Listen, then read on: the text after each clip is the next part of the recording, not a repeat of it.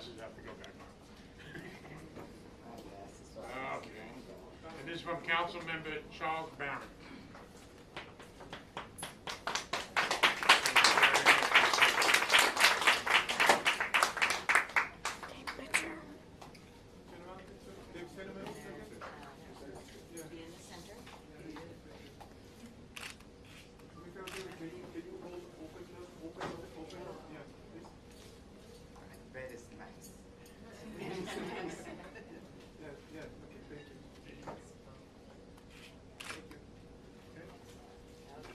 Thank you very much.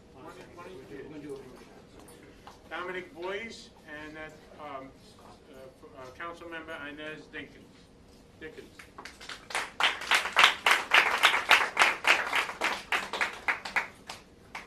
you very much for your service.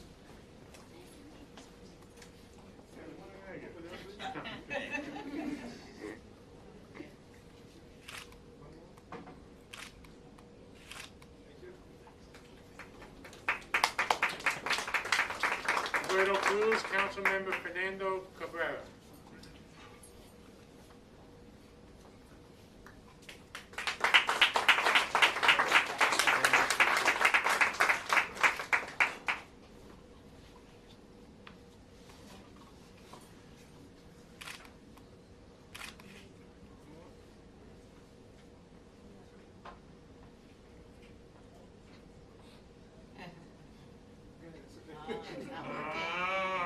Okay, Isabella, you're the star tonight. Justino Rodriguez here? No. Stella Roan?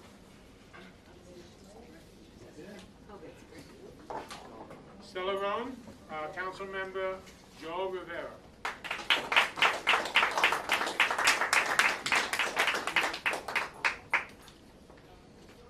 Thank you very much for your service.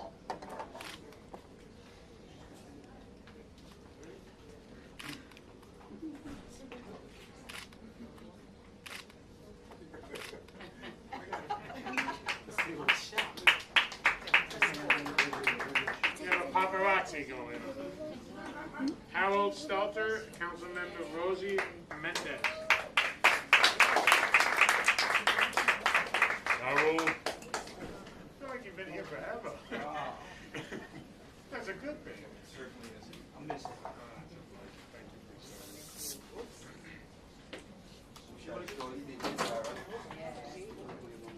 Harold. Thank you. 13 years with Ann. Had a lot to do. Hey. Timing is everything. That's good. So now do the group shot with council members. Do you want to do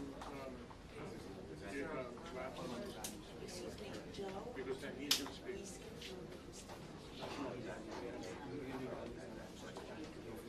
So I just said, where's Dominic?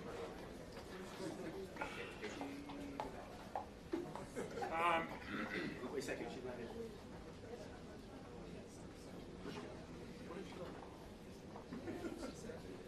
She was here. You guys have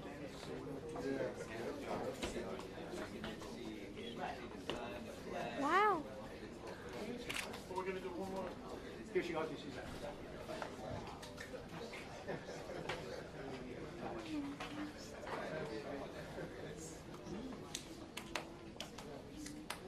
Oh, now I see you still.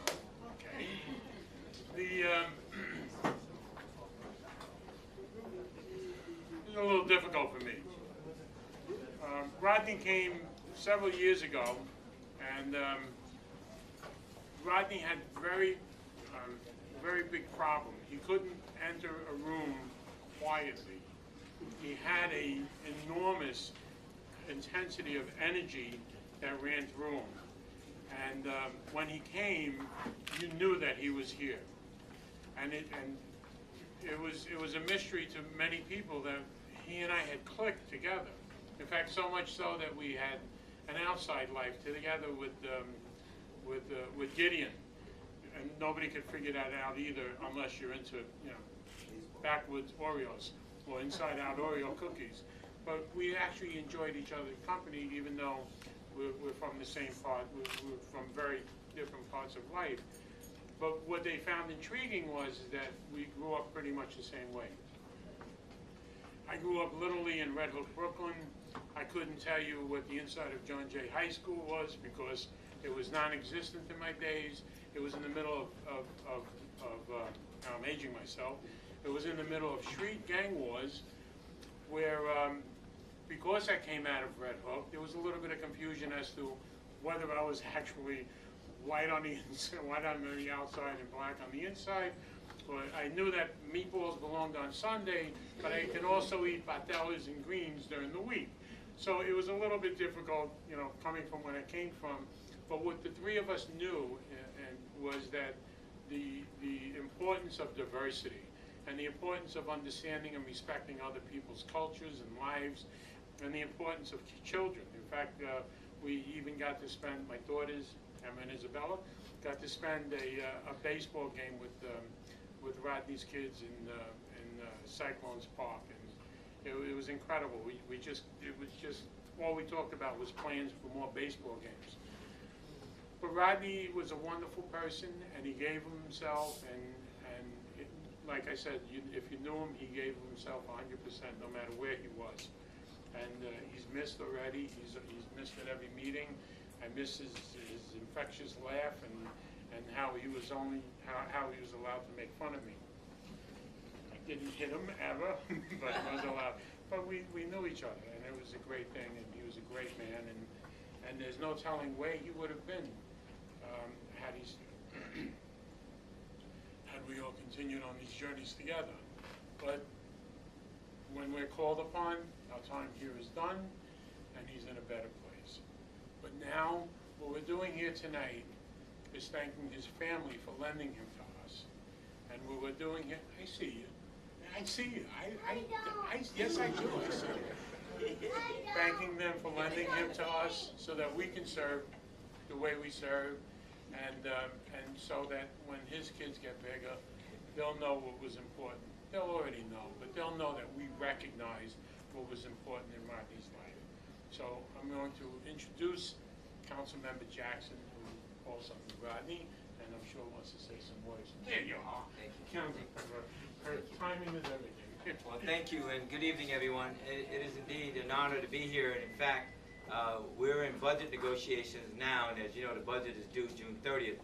And I looked at my watch, and it was about 10 after 6, and I said, oh, Joanna, we have to go because we have to make the presentation. And she said, you know, we're dealing with Immigration Opportunity Initiative, which is millions of dollars. And I said, well, I'm going there because I have to go, because I didn't want to miss this opportunity in order to say hello to all of you, in order to present Rodney's wife. And let me just say, Rodney, as you know, his presence, when he was in a room, you knew he was there.